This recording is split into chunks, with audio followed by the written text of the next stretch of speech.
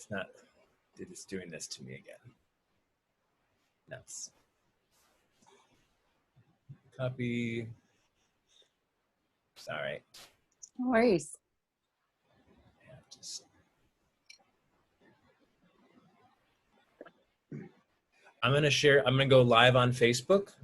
If you want, I will. Just. As soon as you start talking, I'll share the link with you, and then when I'm talking, you can you can grab it and repost it.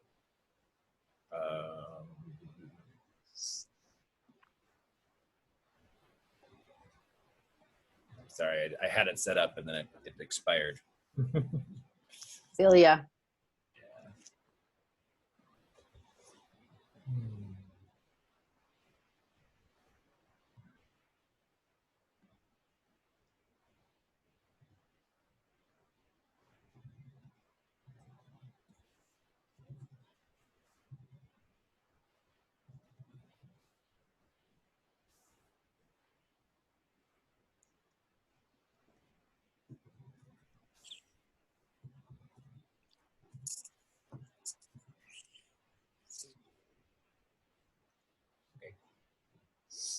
Here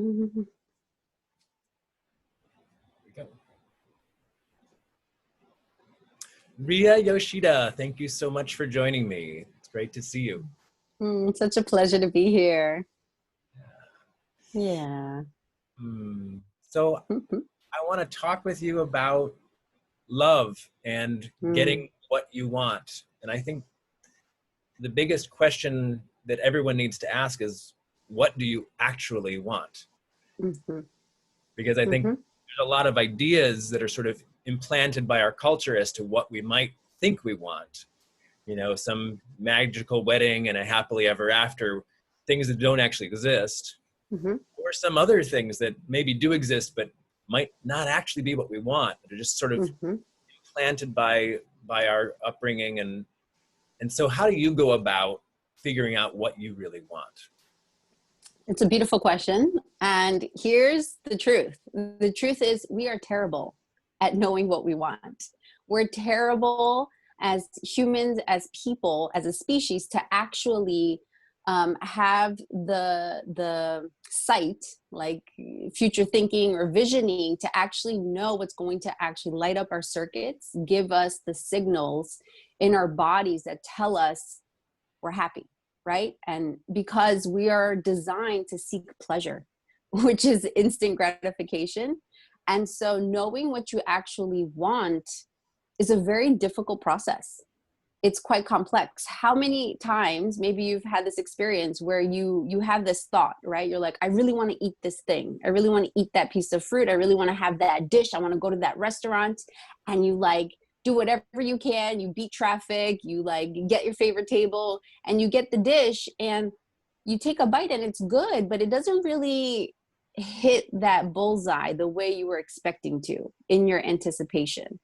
It could be a job, right? You compete and you do whatever you need to get that position.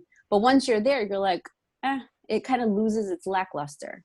So knowing what you want in love, knowing what you want in a relationship is one of the most crucial pieces to building long-term happiness, because romance and love and relationships are a big part of the open loop we all have deep down inside, of wanting to be quenched, wanting to be met.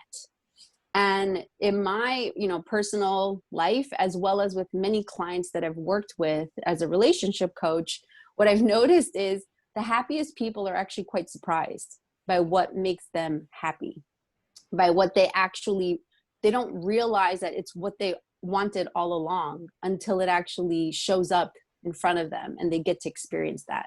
Does that make sense? Yeah, totally. Yeah. Yeah. How do you, I think a lot about these implanted ideas for myself, as far as a lot of times the yearning isn't really even about the relationship itself.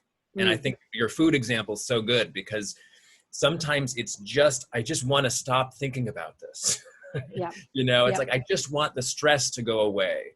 Yep. And so you're not really looking. You're not really looking for what you're looking for, something to plug a hole, something to stop you from having to think, stop you from having to exert the energy necessary to live. And that's a much different problem that's not ever going to be solved by a relationship. Yes, it's the open loop, right? We as people, we do really poorly with having open loops. We want to close them. When we have an open loop, it takes up our entire brain space, right? And so the way the mind is designed is it wants to save as much energy and effort as possible. It wants to save its resources.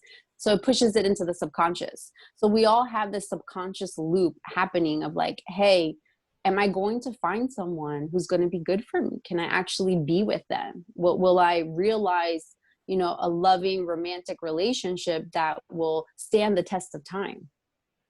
And that's a big question, you know, that many of us have not really become conscious of. So I'm addressing something that's subconscious. And for some of us, we're like, hey, I want love. I want a relationship. I want partnership. And there are people who are actualized in realizing that this is what they want. Yeah. I think I'm one of those people. I think I'm at the point where I'm beginning to go, okay, this is all the junk that I thought I wanted. I love the Coldplay song, when you get what you want, but not what you need. Yeah. And so I think I've gotten a lot of wants without the needs that I was really after. And now I'm kind of getting down to the sub basement of, okay, this is what I really need. This is what I'm actually after. And I feel like that clarity doesn't come without a tremendous amount of self-analysis and really questioning who you are, which for me has been quite difficult and painful, actually, to strip off all these masks and layers of who I thought I was, to really begin with my body and just be like, this is what I am. I'm a human being. And these are the things that actually make me feel alive and happy. And these are the people that I've been with in the past that made me feel good about myself. It made me feel better and not somehow stifled or disempowered. And I think it takes a lot of work. How's your process been in that realm? Yeah. I mean, you know, being human is difficult. I mean, you know, we're in these bodies that, you know, do things and say things. They make noises and sounds and sensations and feelings. We have a mind that won't stop, right? No matter how long you meditate for, or how extensive your meditation practice is, you know, you can sit and feel that space of emptiness. But then if you have the IRS knocking on your door doing an audit, it's going to come back up again, right? That monkey mind. So this is just how we're designed. And, you know, to go back to your question of realizing what you want, here's a really simple answer. What you want is you want the fanciest partner that's going to stick around that you feel safe with. You know, what do you mean by fancy? Okay, great question. So what I mean by fancy is you want someone you're physically attracted to, that you feel that sexual connection with, that really turns you on, right? It makes your eyes dilate, right? And it flushes your face, it gives you a smile. So it piques your interest. You know, there's like pheromones, there's a body connection. That's fancy. And you want someone who's intelligent, who you can banter with and have a conversation with and go deep with. You know, if that is something, you want someone who's going to match your intelligence. Let's put it that way, right? So it's not someone who's just highly intelligent. You know, she has, 20 PhDs or something, and all she does is, astrophysics, right? That you might not be able to, if you're not an astrophysicist, or if that's not your interest, then you won't be able to go deep in a conversation. You want someone who's going to match your intelligence so that you're stimulated, so that you can keep up with. And you want someone who has a good personality, who's easy to get along with, who has, higher moods than lower ones. And so all of these characteristics or these matrices or dimensions makes a person, you know, fancy, right? Because they become highly attractive to many people. And something that is not talked about is the shadow of love, the shadow of romance, is that it's competitive. You know, business is competitive, right? You want to attract really good clients and customers for your services or your products, and you're competing with other businesses. So you want to differentiate yourself, you want to market, you want to do your sales in a way that's heart connected, soul connected, if that's important to you, right? As an entrepreneur in conscious capitalism, right? And so in conscious relating, guess what? There's also competition here, right? So you want to attract someone who's fancy, who has all these measurements, but the person next to you wants the same measurements as well. This is such a great thing. And I the last time we talked, I confessed, like, I've been trying to sidestep the competition my whole life, which is why I'm never with somebody I really want to be with. Yes. And this is like such a big like head trip. And it's because I think I've realized it's because my ego is just scared to death, and it doesn't want that reality. And it's somehow I've been denying the competitive reality that we're in. And I really like this because it brings us into the realm of rejection. And if you're competing, you're inherently going to fail many, many times. And the first time you fail, it is going to hurt like hell. And this brings us into the realm of unrequited love. You know, when somebody rejects you, is this a huge rejection of you? And that's where I think we really need to tackle, because this is what can be crippling to a human being. When you're in love, you've projected your anima or animus, your soul, upon somebody, other human being. You've put them on a pedestal, not necessarily consciously. It's automatic. You've done it. And then when that person, who is essentially a god to you in your emotional body, rejects you, it's like God saying, you're not worthy. You are not a worthy human being. And that is so devastating that people commit suicide over it. People choose to stop pursuing what they want. They go for low-hanging fruit, or whoever's available, whoever seems interested in them, instead of pursuing what they're actually after once again. And I'm sure that's something your dogs know what they want. That's true. Yes, they sure do. So yeah, I love everything you're saying. So basically, you know, what happens is when you're rejected, right? Or your perceived rejection, right? And you are rejected or not rejected. I mean, it's your reality. Is that essentially, you know, the person you really wanted to be with, that you felt the heartstrings and the pull towards, you know, you perceive them as fancier than you. Right? Which is why you see them as a god or goddess, right? So fancy is not like this arbitrary measurement. It's subjective. It's all like personal. It's all individual, right? Now, it just so happens that there's a pattern. If you find someone fancy, there's a likelihood that other people also find them fancy as well, right? So these fancier people, if you will, when they get positive feedback and they're more sought after, right? They're more desired, if you will, then that's competitive. You know, if they want to just choose one pair bond or one person, even if you're polyamorous or in open relationships, I mean, let's be realistic here. Like after 2 or 3 people, you know, lovers at a time, your attention kind of wanes, right? So that rejection, the reason why it hurts so much is because the mind wants to remember to not repeat it again. So it creates almost like an open loop of unrequited love. You're seeking someone who you really worship, you really adore them, you think they're fancy and you really want to be with them. But if that's the case and they decide not to be with you, then the body and the mind's like, okay, note to self, don't do that again, right? Don't waste your resources or go after someone who's not going to pay attention to you. So that's part of the reason why it hurts so much, is it's information. To know that you're not going to be able to, here's a little evolutionary biology, you're not going to be able to reproduce with them, right? You're not going to be able to have gene survival with that person that you were seeking, which registers to the body as a big ouch. Because that is the biggest open loop that we have, is our genes are just designed for survival, right? And that's part of the reason why this pair bond, this long love, you know, finding the one, your soulmate, all of these ways across culture, across different ways of talking about this meeting with God, right? Meeting your soul happens in this bond because it's such a powerful bond. It can create life. It's life-giving.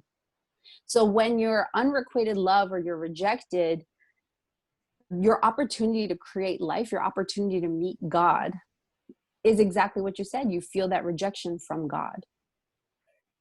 And that rejection, sometimes it breaks us open. It makes us, expands us, actually. Our heart opens to being able to experience more than it ever could before. So there's no point in avoiding that heartbreak. If anything, we should sort of rush toward it as quickly as possible and just get ready for it, you know, because it's like, it's going to happen to everybody, and it's going to prepare you to have a real relationship. Right? Yes. Yes. You know, and I think also, depending on who you are, if you know, on the measurement of neuroses, right, how emotionally stable you are is going to matter in the level of heartbreak or pain that you might experience, right? So for someone who's more emotionally stable, who's less volatile, who's a little more even keel, they may not feel such depth of pain. But if you're, you know, a suffering artist, if you're a creative type, if you're into like theater or visual arts, you're an actor, you're a little more, you have a wider range to feel. You're going to feel higher highs, but you're also going to feel lower lows. Yeah. Yes. Yes. So, you know, for people watching, you know, people who can relate, I think I'm also emotionally volatile, right? So I'm higher on the neuroses bell curve compared to the rest of the population, right? So if you just take the entire human population and you just put them on a bell curve, right, there's going to be variances to degrees of how much emotional expressiveness we have. The average is going to be average. We have like an average expressiveness, right? But I'm probably right to the bell curve. So I'm higher in neuroses than not. And there might be other people who, you know, it could be people on the spectrum, in the autistic spectrum, who might have less emotional expression. They could be the left of the bell curve, right? Does that make sense? Yeah, sure. Yeah. Totally. So, totally. yeah, so when you're a creative artist, you know, when you have the heartbreak, you're going to really produce epic songs, epic music, epic art, novels, movies. You know, that's the space in which something new can come out of that heartbreak. Right. And I think this is what you said, like, it's information. It's really important. Yes. Rejection is not you are not a worthy human being. It's information about why this doesn't work. And if you can start being curious about that, then you sort of move out of the heartbreak. Now, I also say that one aspect of what, for me, is projection is, like, why do you have a projection on someone in the first place? It's usually because this is Jungian psychology. You have something that they're holding some sort of gold, some sort of gift of expression that you have within you. You just haven't learned to express it yet. You haven't cultivated it like they have. And maybe you never can. Maybe that's their special gift, but there's something that in you that wants to grow into that. And so just by being close to that quality, you begin to grow in yourself and become a better version of you, essentially. Something inside of you in your subconscious knows that that's what you're after. So that means that it may not be, as I have sometimes mixed up in my head in my youth, oh my God, it was meant, you know, it's not maybe a meant to be for a relationship for life. It may have been a meant to explore so that you could become a better person, better version of yourself. Yeah. And different I want people have, go ahead. No, let me let you go ahead. Okay. Well, different people have different medicine for us, right? So you can be attracted when you feel that pull inside of you, right? Or that energy coursing through you. Different people have different medicines for us. And it could be romantic medicine. It could be friendship medicine. It could be a working medicine relationship. It could be a mentorship, you know, or a student, right? So when it's a mentorship or a student relationship, like some kind of teacher, it becomes a vertical relationship, right? The energy flows downward. And what we're looking for in love and in romance is we want a horizontal relationship that bridges, that connects us horizontally in the heart space. It's a very strong bond that then opens up vertically to God to come land into, right? So does that feel, does that feel different than your typical projection then? Yes. Yes. And you know, the projection piece is a symptom of people, of humans. That's just, we are constantly projecting on each other. We are all a projection, right? Because we're all an I-centered, self-focused, outward, moving through the world. And if you can look at the world as I am the casting director, you know, of my play, and I'm assigning everyone roles.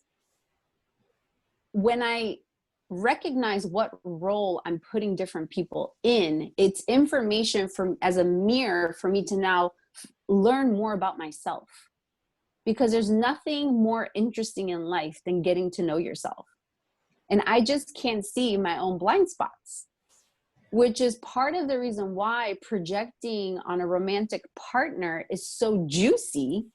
And it's like, you know, moth to a flame, is cat to catnip, is because I'm recruiting my beloved, my partner, my romantic partner, to be my biggest mirror, to see my biggest blind spots, to call me into a greater version of myself.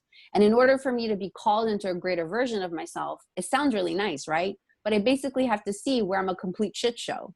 Where am I missing, you know, the ballpark? Where are the holes in my boat?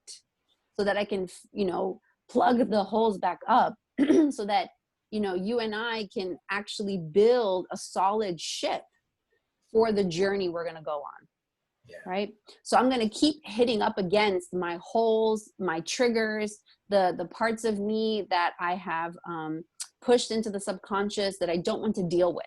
Right. Whether it's my neuroses or lack, like messiness or flakiness, like whatever those negative traits, if you will. Yeah. My partner and in my relationship, I'm going to see the clearest. I'm going to have the clearest, straightforward, easiest access to my blind spots, to my negative traits. And when it's overwhelming, and there's not enough tools or love or sweetness or appreciation, also the positive traits in a partnership, it's easy for it to crumble and to fall apart. Yeah. Yeah. That's wonderful.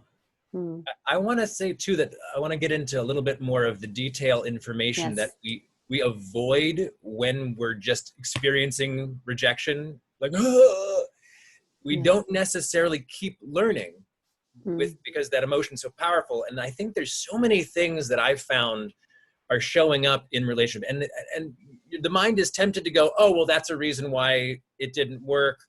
You know, that was a mistake. Or it's like, no. You just have to be curious. You don't want to solve the problem to get back what you wanted in the first place. That's not the point. But there's so many things that are little things why someone might reject you, right? I mean, it could be not your essence of who you are, which they probably didn't even glimpse. Because if they did glimpse your essence, they'd probably at the very least have some sort of boundaried, respectful love of going like, what, you're a really awesome human being. I just, something in me is saying no. And I don't know why, but I still want to know you because you're so cool. You know, there'd be something like that if they'd taken the time. But typically it's just like, I don't know, I'm not being drawn to you. There's an energy, there's something there's some energy you're holding that bothers me, that's actually pushing me away. It's not you, but there's some idea or belief or mindset that seems to be running in you. And like, these are all incredible things that we can learn. There's also whole realm of love languages. You know, maybe this person's love languages are just inverted from yours, and it's like, I just am getting none of the things that I need from you right now. And for me, that just means that that's a no. I don't know why it's a no. There's all these different things. Attachment style, right? Core wounds, all of these things play into the dynamics of the relationship. And also, like you mentioned earlier, that the qualities of being fancy, we're talking about chemistry, like sexual chemistry, and just like energetic chemistry, which I only realized in the last couple of years, they're different. There's actually a difference between energetic chemistry, like they feel really good around someone, and then the sexual chemistry doesn't feel good at all. It's like, wow. And you know, you can be attracted to someone and then there's no sexual energy with them, you know. So there's incredible amounts of detail. If you just keep being curious and looking, you'll actually begin to discover and understand and then see all these elements that are in the interplay of the dynamic between you and another. Yes. So you can see how complicated this is, right? Yeah.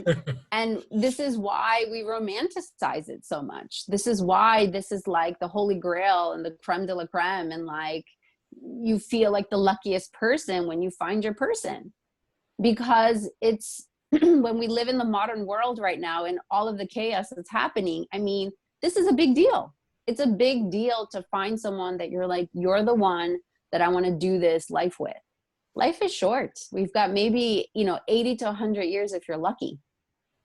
Right. And so to be able to say out of, 7.5 plus billion people, you want to find someone where you happen to speak the same language, right? So you can communicate. And if not, then maybe your souls can communicate somehow, which is like my parents, right? My father's Japanese, my mother's Jewish American. And I'm amazed that they were married for 10 years with the cultural barrier and the language barrier. But eventually that became part of the disconnection, which is why they divorced.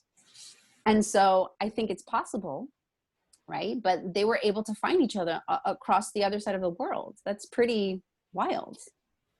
And, when we actually find someone who's, physically close in proximity, and you can also move physically closer to someone, but this is what we want. We want to be physical with people. You also want to find convenience, right? You want it to feel easy, where you have a sense of fit. You have maybe similar interests. It doesn't have to be exactly the same, but a way to do activities together to build intimacy, to build connection.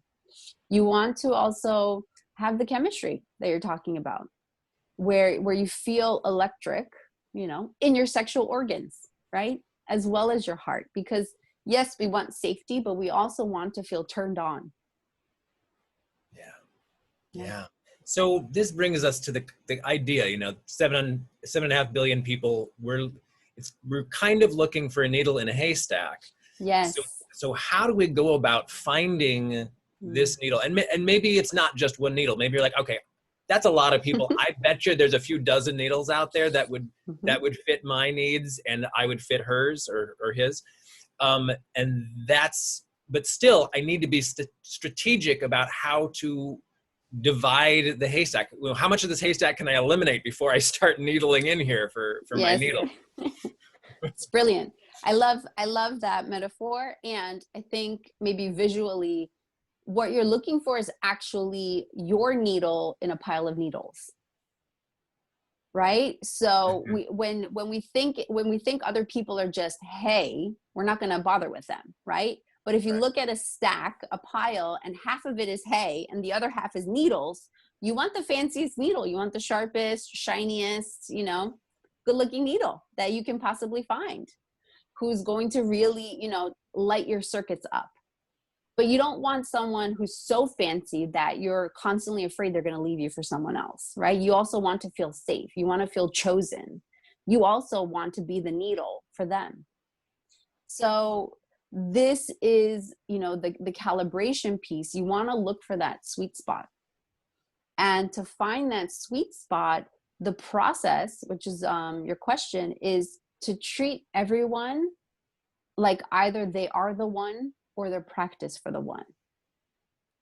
So what that means is, who do you get to be and who do you get to show up as in all of your interactions, right? So whether that person is the one or not the one, you want to be generous.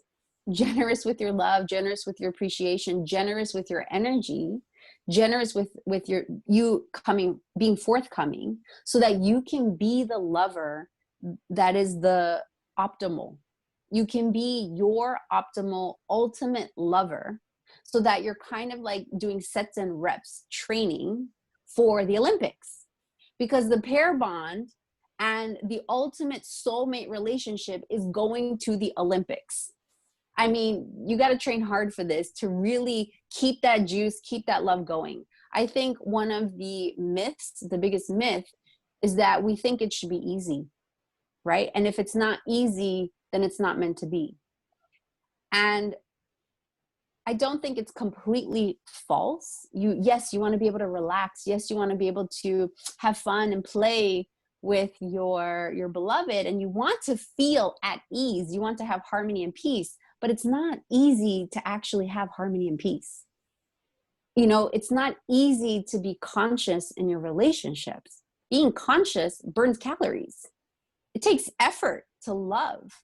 When you are really considering another human being, considering their wants, needs, their dislikes, their triggers, their turn-ons, their turn-offs, their history, their parents, their imprints, you know, what really lights up their soul, their purpose, their mission, their shadows, right? Their negative traits as well as their positive traits. I mean, it takes space to really allow someone in, to really think about them. What are they going to like? Are they going to like this? Are they not going to like that? How should I do this? How should I communicate?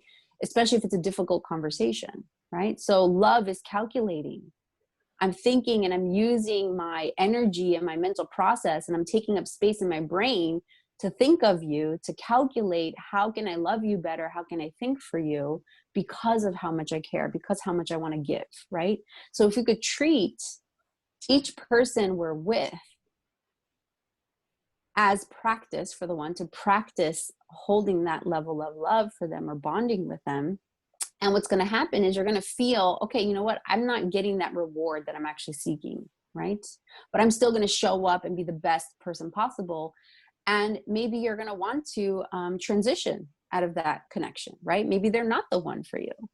But you know how sometimes we negotiate with ourselves and you're like, well, you know, we're in a pandemic right now. You know, I might as well just, you know, get my touch needs met with this person, even though I know I'm not going to want to marry them or be with them. You know, we're constantly negotiating. And so, you know, what if you have a knowing or a deep sense, how do you really acknowledge it to yourself and be honest? It's not always easy. Yeah. I think this is a great point too. The temptation to go for whatever is convenient and available. Yes. Like, I think that's definitely been a mentality of mine for very long, but the problem is becoming more and more that it's just like being in a job that doesn't fit you. It's not just time you're losing. It's research, it's impacting you, it's changing you. All of that time spent in that relationship is having an impact. So if it's a positive impact, if it feels like it's training wheels, as you're saying, for practice for the one, then that's good. There's lots, you're growing, it's difficult in the right areas, it's pushing you and molding you in the right ways. And if it's not, if it's totally a non-fit, even if it's an easy relationship, it means you're getting lazy. It means you're not practicing being the relationship self you want to be. And so it's actually a destructive act for you and probably the other person you're with. Yeah. I mean, I would just say that, you know, your time is ticking, right? And so if you're doing sets and reps without actually strengthening, you're just wasting your time, and it's going to take that much more effort to recalibrate, right? You're not going to, so let's say you do meet your needle, someone who you're like, they're the ones. But if you have been practicing casual mating this whole time, you may not be their person, right? So that calibration, but then you find unrequited love or that rejection, you're like, wow, you know, I thought I found the one, but now I'm hurt. They rejected me. Now I'm going to self-reflect. Okay, what is it about me that didn't meet the needs of the person that I really wanted to be with? And then we become introspective. We go to a workshop, we cry it out, we punch some pillows, we get coaching, and we're like, okay, now I realized that I didn't resolve that, you know, big childhood issue that I had with my mother, the original source of connection, right?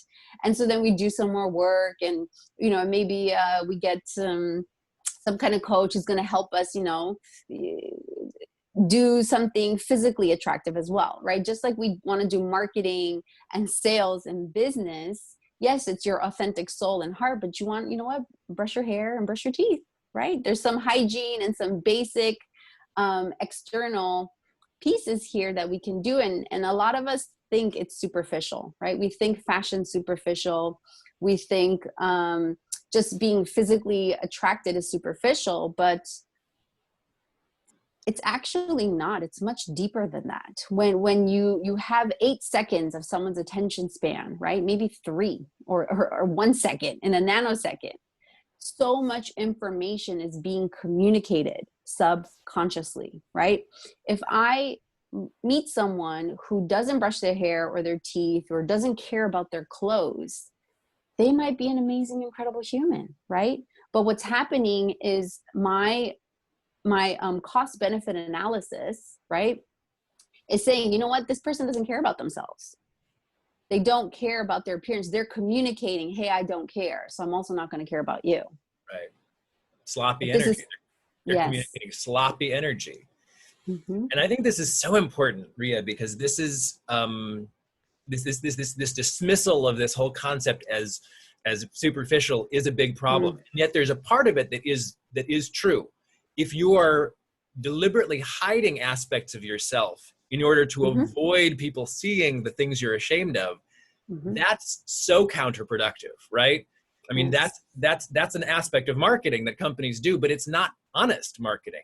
And what it really slows you down, because, and I've found this myself, even when I have lots of gifts, you know, I got like some pretty eyes, and, you know, I'm gregarious, like, I'm basically going into dating situations and I'm feeling intimidated suddenly, and then I'm hiding everything. I'm thinking about everything I don't want to show and hiding it, which gives a completely different energy. There's so many levels of communication happening at once. Now I'm basically communicating something completely wrong about myself. I'm communicating insecurity. I'm communicating fear. Somebody who's shifty, who's not to be trusted. Like, all this other stuff is then communicated. And even if you're somehow have perfected your hiding technique so that you just have this false front, it means that they're not going to pick up on any of your actual gifts that would attract them to you. And then the ultimate question is, if you're really good at pretending to be someone else, how is that ever going to help you in that relationship once you're actually in it? Yeah. It's, you know, that energy of being closed versus open makes a big difference. And here's the other piece about communication is we're actually really good at communicating. We're sending signals. And there are certain signals that the body sends, the nervous system sends, that the body reacts to and responds to, that we can't control, right? Like the eye dilation or the heart beating or our breath. Yes, if you focus your attention, you can control your breath, right? But the first instinct is you can't, right? Perspiration, jitters, mannerisms, whatever it might be. And if it is someone who has that body control or mastery, yeah, they might be able to hide or fool someone quicker. But what's going to happen is maybe for 90 days. I'll give the best con artist 90 days. But you know what? If you have enough sleepovers and you see someone day in and day out, you're going to get a good picture of them, right? And 90 days is really generous. I would just give it 3 dates, right? On 3 dates, you can pick up on the key signals of what a person's all about if you know what you're looking for. Right? So if you know what you're looking for and you know how to actually decipher the codes or decipher the signals that people give to you, depending on what they say, how they say it. It's really the choice of words that they use, right? So here's one of the reasons why, pop romantic self-help, if you will, says, hey, don't talk about politics or religion on the first date, right? So the reason why they say that is because it's not that politics or religion are taboo subjects, right? They're important. But the reason why you don't want to talk about it on the first date is because they're very charged and they're heavy topics. And so on a first date, when I meet someone and they're sharing something super deep and vulnerable, right, within the first 5 minutes, right, before I even know anything else about them, there's nothing wrong with the super deep personal information. The problem is that it happens in the first 5 minutes. And the reason why that's a problem is because, hey, I know I'm awesome, but I know that you don't know that I'm awesome yet. So what the problem becomes is their discerning process, right? They don't have enough discernment, or they don't have enough boundaries or markers to protect their personal information to do any testing on me, right? They're not calibrated to a slower ramp. So when they just jump off the deep end right away, there's nothing wrong with the information. There's nothing wrong with that. But what happens is I start questioning their decision-making processes, right? So what that communicates or what that signals to me is, oh, this person, they might be more vulnerable or more spiritual or highly intelligent because look at how charismatic they are and look at all the things they're saying. But you know what? They don't know that I'm trustworthy. And they just told me all of this information in 5 minutes. That's strange. It communicates something that's missing. It signals that. Yeah. Signals a lack of caution, a lack of awareness. Yes. Mm-hmm. And sometimes the intellectual aspect too is just like if you're too in your head, then you're just not connecting at all the other levels. Mm-hmm. Right? Mm-hmm. Yes. Yeah. So layered. So I love this. I love this idea of 3 dates should be enough. That really 3 helps dates. process, doesn't it? Yes. Yeah. And I think that we write people off too quickly on the first date, right? And the truth is, no one's good at first dates. I mean, it's awkward, right? It's like, hey, I'm attracted to you, but I don't know if you're attracted to me, and I want to impress you and I want to look good, but I also want to be my real self and authentic. And, I hope I'm dressed okay as my breath smells, I hope they like me. And there's so much, no one's good at first dates, right? But even if you did, go ahead. But you wouldn't give everyone a second date, right? Yes, I would give everyone a second date. Everyone a second date. I would so if I made a promise to myself that I give everyone a second date, I would be more discerning to who I give a first date to. I wouldn't give out first dates so casually if I know that, okay, I'm minimum 2 dates, right? So that's a good practice. So if it's minimum 2 dates, that's an investment, right? That's time, that's money, that's, energy.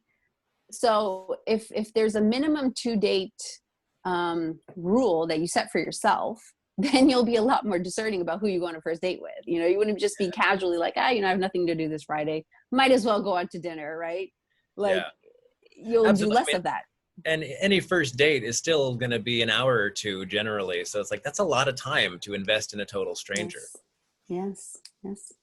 So and it's premium real estate, right? Fridays and Saturdays. Yeah.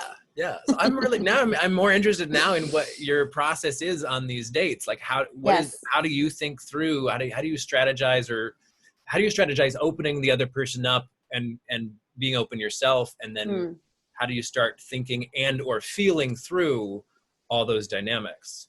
Yes. So what I want, so I did an experiment once, right? I did an experiment where I went on a first date every day for 2 weeks straight. So 14 dates in a row, right?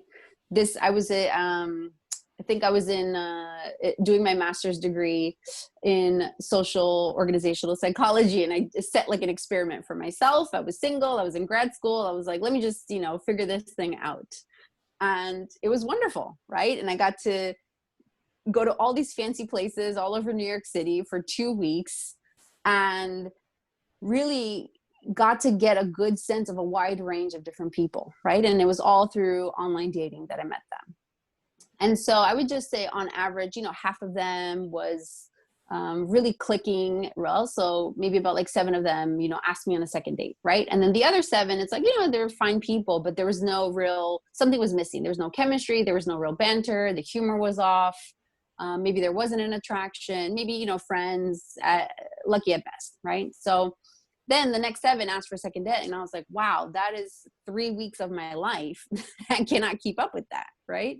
But if I made a promise to myself, okay, you know what?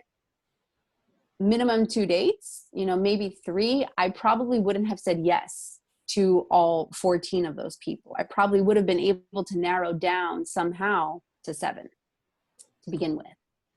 So, you know, minimum 2 dates is a good practice. Then you'll be a lot more discerning for the first date. 3 dates, you can tell already if you've got it or not with someone. And partner selection is such a big part of our happiness. It's such a big part of our life that unless you hit perhaps the top, you know, handful of markers, you don't want to keep investing, right? Just because it's convenient. So to build a relationship, closeness, physical proximity, convenience, how easy it is to be with them, that they happen to be single, you're single, you live in the same town, you know, they're looking for a relationship, they're emotionally available. Like there's a level of fit or convenience that has to take place, and then the chemistry. So having those 3 pillars, proximity, chemistry, and convenience, will build a relationship. But it doesn't mean that it's going to be, you know, your needle in the cosmic haystack or the soulmate partnership that you want. That's another layer to the dimension, right? Just because someone can make you laugh and, you know, tickles your eyes doesn't mean that they're going to be there changing the diaper at 3 a.m. or, you know, going through the bills with you and figuring out your credit card statements. Yeah. Right? And I mean, and in relationships in general, you have to keep in mind that people are growing individuals. They're not static. Yes. And so you have to kind of begin to detect, is this person growing in the same direction as I am, or are we growing apart? And this has got a 7-year shelf life at best. Yes. Yes. Most relationships do. Most relationships have a 5 to 7 year shelf life, because that's the chip that we have in our design, right? Because in the Stone Age, we lived to 35 years old, if you're lucky, right? Maybe you had kids by the time you're 15, or as soon as a woman, you know, went through puberty and started menstruating. So most of our actual relationships were 5 years, 10 years was a long time. We are not designed and wired to have these decades long 50, 60, 80 year marriages. That's why we celebrate them with like, wow, you know, 25 years, that is a huge accomplishment, even if you're miserable for 20 of them, you know? So what you measure as success, yes, it's easy to just quantify numbers, right? That the longer you're together, we have this idea that it's more successful. And the reason why we do that is because it takes something, it takes effort to build a life with someone. But then if you get complacent and it becomes automatic, then that's what it is, right? So you want both. It's not just quality over quantity. It's not just quantity over quality, but it's the sweet spot. Yeah. It's finding that dance. The dance. Yeah. And I feel like this is so important that we can remember that we have to continue growing. We have to continue looking. We have to continue learning. We have to, you know, improve our romantic dance abilities. Like all of these aren't things that you can just, oh, I'm set now. I mean, that's a perfect way to make sure your marriage will end soon, is to be like, I'm done. You know, like, right. No, it's just the beginning. And that's something I think people don't get. And that goes back to the beginning of this conversation. You know, if you've got this certainty seeker in your brain trying to shut the glucose off, that's your first thing you need to work on, is your own spiritual mental dimension.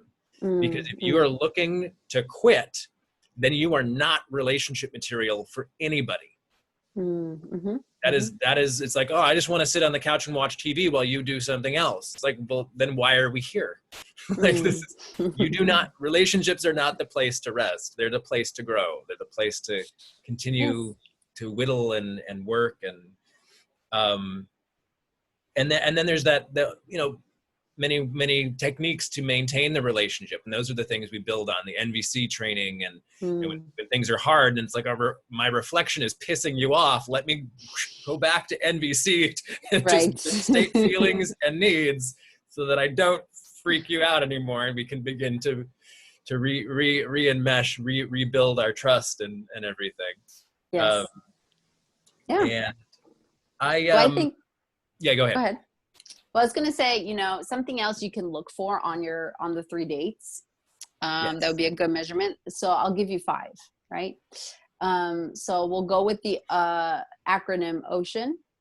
This is the big 5 personalities. So O for openness, C for conscientiousness, E for extroversion, A for agreeable, and N for neuroses, right? So you don't have to take a personality test to figure these things out. People talk and they speak and they're communicating all 5 of these spectrums or these measures, right?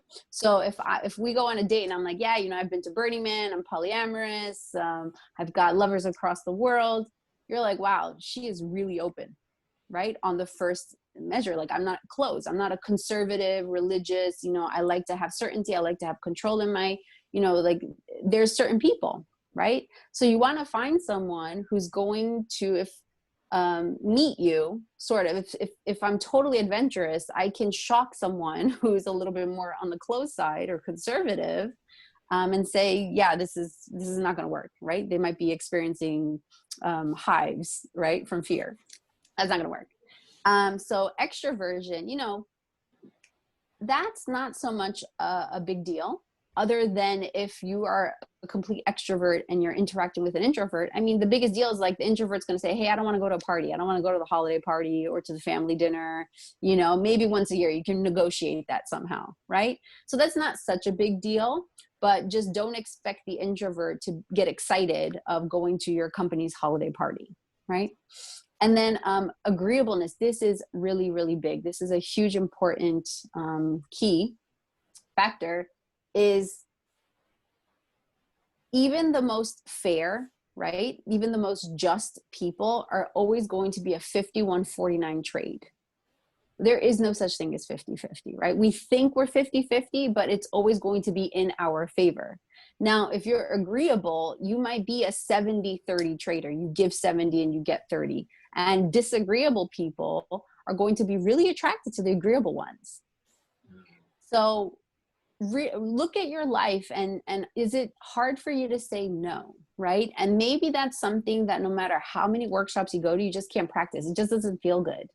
But when you meet people for the first time, you're like, hi, my name is Ria, nice to meet you. And within the first or second sentence, as we're speaking, the other person says no and they disagree with me. Within the first 2 or 3 minutes, they're a disagreeable person. If you go on a date with someone and you're talking about your life and and if they're disagreeing with you right away, it might be fun banter, but the more someone disagrees with you when you first meet them, the higher likelihood they're a disagreeable person. So you're going to want to be with someone who's a little bit more agreeable. It's going to be an easier relationship if you're with someone who's a little bit more agreeable. We skipped over C, so conscientiousness, right? Yeah. This is another important factor, a very important measurement. You want to be with someone who's in integrity, who's highly conscientious, who, cares about the details, crosses their T's and dots their I's. The opposite of conscientious would be a flake, right? So if you're going on a date and that date is late, they're a little bit more on the flaky side, right? So you want to be with someone who's high on conscientious, high on agreeableness, and low on neuroses, which is the last one, which is emotional stability. Right? You're going to probably reach longer success, have a result of a longer successful relationship when they're lower on, and they're more emotionally stable or neurotic, right? So I'm high in neuroses, just for, my Jewish mother and just the whole lineage. I mean, I'm very expressive, right? I'm also an artist, I'm creative. So I've got that emotional mood swing in that wide range. So it takes someone like me more tools and more practices to regulate my nervous system, regulate my body, so that I can be resourced to move through life, right? So it takes more awareness and burns more energy. And it's going to be, you know, being in a relationship with me is very exciting, but also exhausting, right? So I happen to be partnered with someone who is more even keeled than I am. So he's not as deeply affected by the small things in life, right? Whereas like a commercial can send me, you know, crying into a pillow somehow. But it gives me more compassion when I'm working with clients who are going through despair and depression and guilt and shame, these deeper dysphoric feelings, right? I have a wider range or capacity for it. Whereas my partner, who's a little more even keeled, can get burned out by a lot of emotion. It could be just too much for his nervous system to deal with it, whereas my nervous system has more space for it. So just to go over it, it's openness to new experiences, conscientiousness, extroversion, agreeableness, and neuroses. And the top three that are really important is going to be conscientiousness, agreeableness, and neuroses. So if you think about that, right, and you can think back to your last date that you went on, people are constantly communicating this in conversation. Yeah. Is this what you would focus on your first date, basically? You'd be sort of looking for those? Yeah. I focus on this in all conversations, in all interactions, right? Yeah, because it's information. This paints a clearer picture about who a person is, more than what their profession is, or where they were born or raised, or, you know, their religion, or any other measurement. I can't think of another measurement that would define a person more than these factors, because these factors are going to give me the information of how they're going to respond to the world, right? So how conscientious are you? So can we actually build a life together? Can we actually have a house together? Like, you know, no one wants to pay their taxes or floss their teeth, but those are important things that keep you financially hygienic and physically hygienic, right? You want to be in partnership with someone who's hygienic on multiple levels. Healthy. Right? Healthy Yes. Essentially is it. It's many different manifestations of healthy, but that's what everyone's drawn to at some level. Yeah. And are we going to argue over the smallest things of, like, you know, what color curtain we're going to buy, or what color we're going to paint the walls?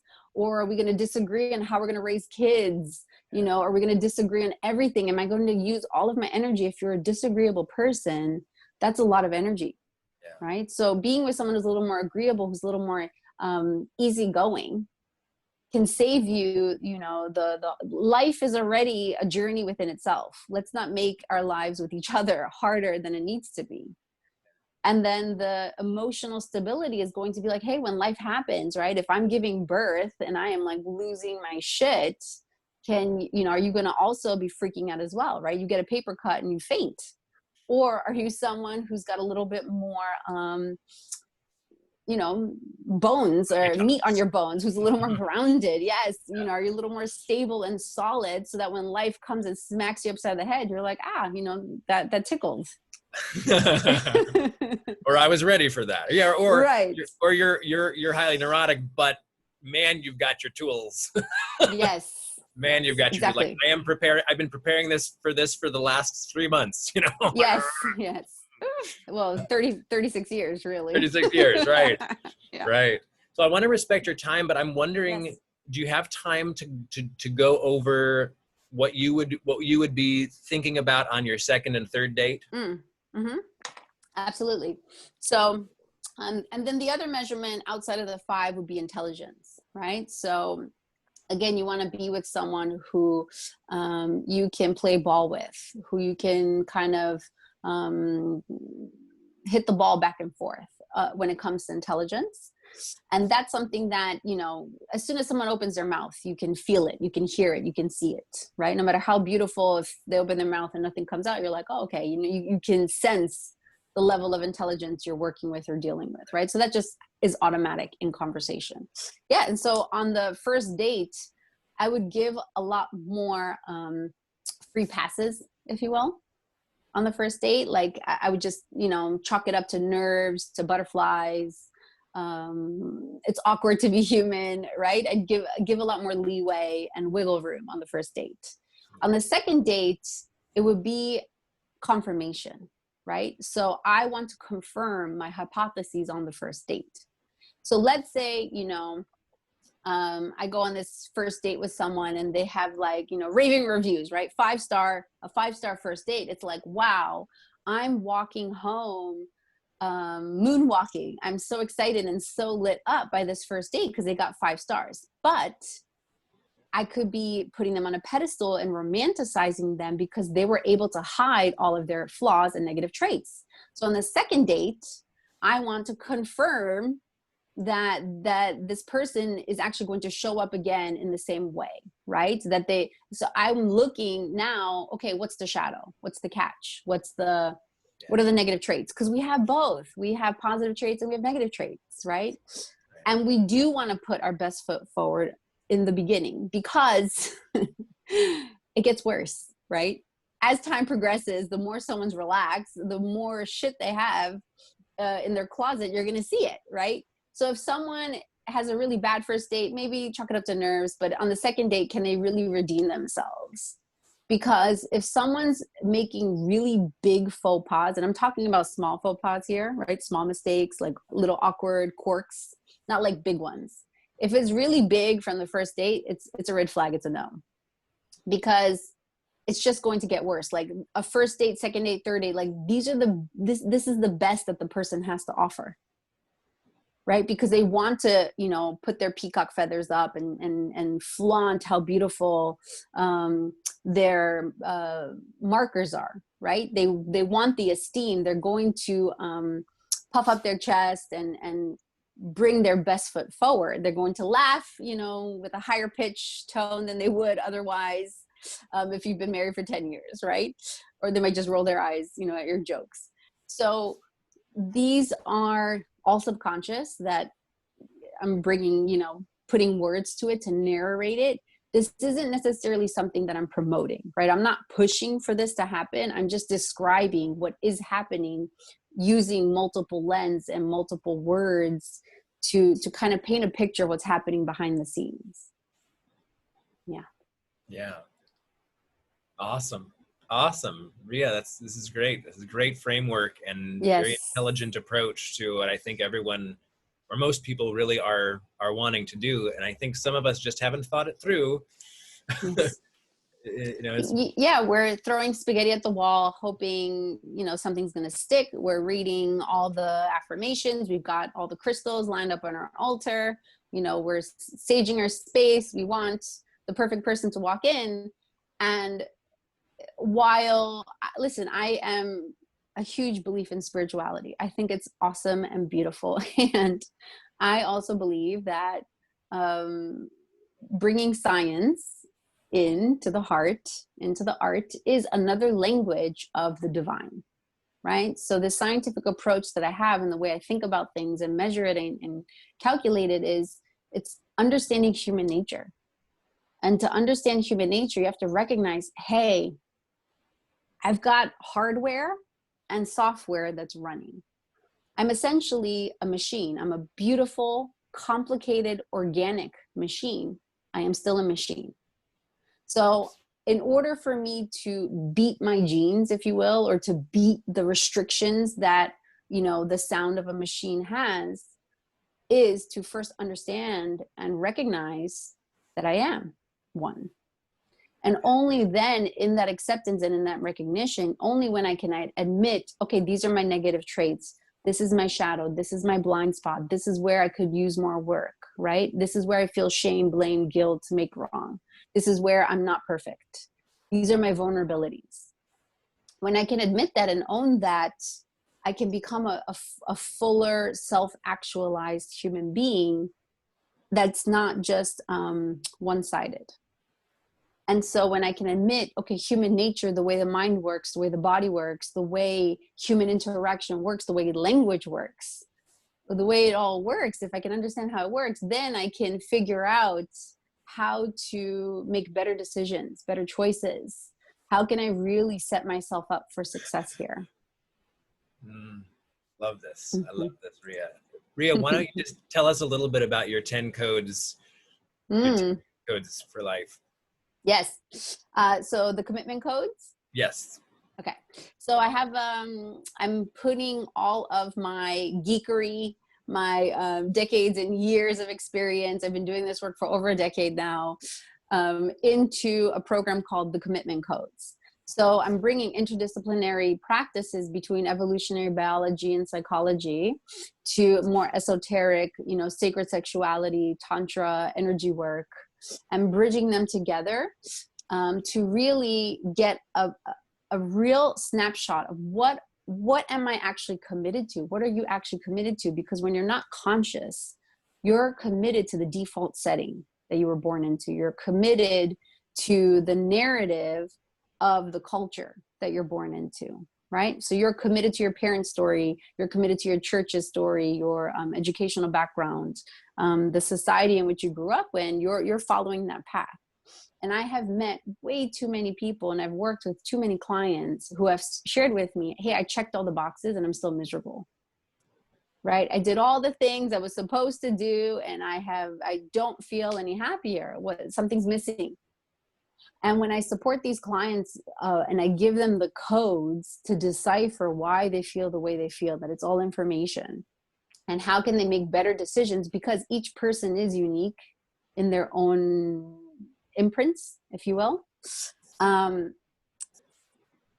What I bring to people is they recognize that we're 99% alike, all people across all cultures, but that 1% of difference makes us feel miles away, right? Lifetimes away. So I'm taking people through an 8-week journey on how to really get the codes that will resolve 99% of the problems, right? To really understand and get the foundation building blocks, the toolbox to recognize, okay, partner selection, love relationships, romance, and you can use the same codes in your work, in your friendship, in other areas of your life. But I just love geeking out on romance, on love and relationships and interpersonal connection, because I think it's one of the biggest loops we're all wrestling with. Awesome. Thank you so much, Ria. This has been lovely. Yeah. Absolutely. It's such a pleasure to be here and to have these conversations. It's some of my favorite conversations. Awesome. Oh, we'll have to have another one. Yes. Yes, please.